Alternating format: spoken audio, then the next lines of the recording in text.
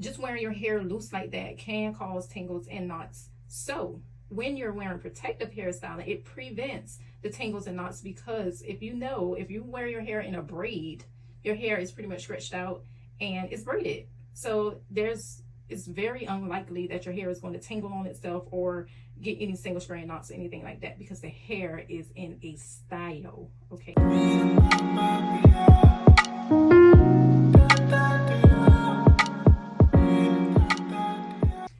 What's up, you guys? This is IAmTonyaLatise. So today I'm going to be talking about protective styles and why protective styling is so important for natural hair. But I wanted to come on here today and do this video about protective styling so I can let you guys know how important protective styling is when it comes down to Black women and our natural hair. Y'all know I love natural hair. All right, girls, so I'm going to talk about 5 key points for protective styling in this video. Okay, so the first point is going to be what protective styling even is.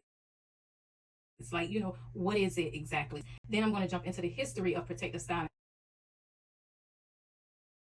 I'm going to go back and talk about how protective styling even came about and what that means to Black women as our culture. Okay. Next, I'm going to go into the importance of protective styling. What we're going to talk about is the benefits of protective styling. The whole purpose of doing protective styling is to know what the benefits that we're going to get from it, right? And the very last thing that we're going to talk about is the preparation and the maintenance of protective styling. So, as you can imagine, protective styling is predominantly used by African American women. And not to say that other races cannot use protective styling, and as they do, but protective styling is predominantly for Afro textured hair.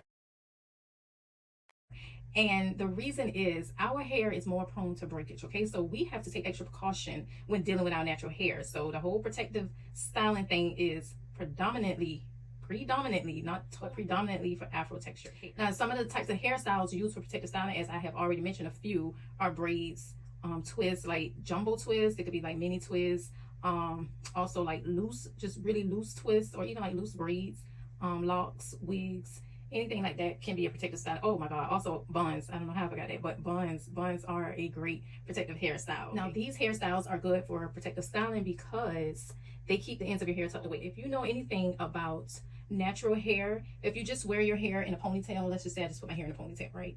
And I just wear my hair like that all day, so my hair just out swinging in this ponytail like this all day.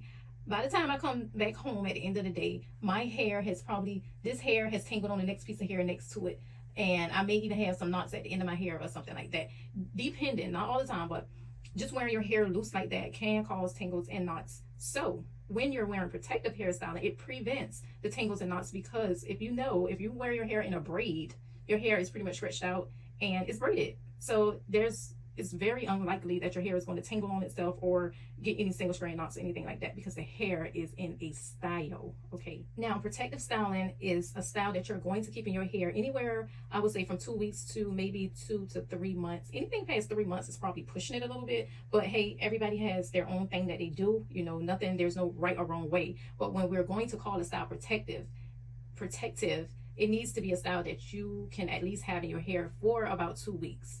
And the reason why I'm saying that is because when your hair is in a protective style, if you're going to call it protective, it needs to be a style that's keeping your hands out of your hair for a while, keeping combs away from your hair, brushes, heat, anything like that. So for a specific amount of time, all right? So 2 weeks minimum would be considered a protective style, and I would say 3 months maximum. But like I said, everybody got their own thing. So when your hair is in a protective style, you're not combing your hair every day, all right? If you comb your hair every day, you're more likely to cause breakage to your hair. If you're brushing your hair every day, you're actually causing thinning to your hair, whether you know it or not. Brushing your hair back in a ponytail every day, you're thinning your edges out. So you don't want to do that every day like that. So protective styling is crucial to natural hair. If you want to maintain healthy hair and you want to see your hair grow, then you want to use some protective style. Now, one thing that I do want to mention when we're talking about protective styling is making sure that your protective styles are installed correctly, because the last thing that you want to do, all right, is to have your hair in a protective hairstyle and it's actually causing harm to your hair.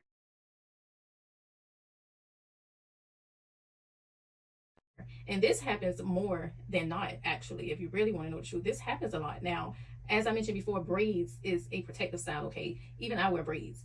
But I will say, your braids should not be tight. Your braids should not be tight. They should not be causing tension on your scalp. If your braids are so tight that your scalp is red, or, some people even, you can even see the pull. You ever seen somebody with braids and you can see how badly it's pulling at their scalp? that's not protective. At that point, it's no longer protective because you're actually damaging the roots of your hair. You're actually breaking hair off. You know, you're causing damage to your hair. And this could lead to something called traction alopecia. I don't know if you ever heard of that, but that occurs a lot in a lot of black women.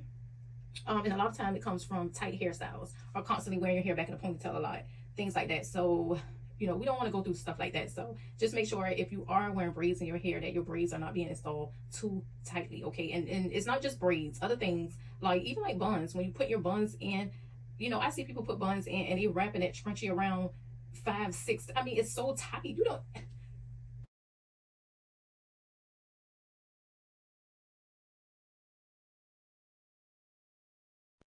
It don't have to be. It don't have to be pulling your brains out your hair. You know, your style is gonna stay in. It's gonna stay in. You don't have to stress your hair like that. You don't have to stress your scalp like that. Come on now. We want to protect our hair, but we don't want to be so abrasive with it that we're actually damaging our hair. Okay, so just keep that in mind when you're putting in any protective styling, and especially if you're going to let someone else braid your hair. Let them know if someone is braiding your hair and it's just feeling way too tight for you. Hey, that's a little bit too tight. Let them know, because a lot of times I don't even know if the hairstylists know how rough they can be being with your hair, or you know how tightly they could be pulling your hair all the time. It's not intentional. But if you don't say anything, they don't know. You know, speak up for yourself. Don't let somebody else damage your hair. All right. When you paying $200-$300 to get your hair done. I'm just saying, whatever, do your thing, do your thing. But if you love your natural hair like I love my natural hair, just make sure that any protective stylings that you're putting inside of your hair, that you're making sure that it's not too tight and causing too much tension on your scalp. Okay, that will lead to hair loss. They want that. Strutting on sunshine, clouds just roll away. Strutting on sunshine.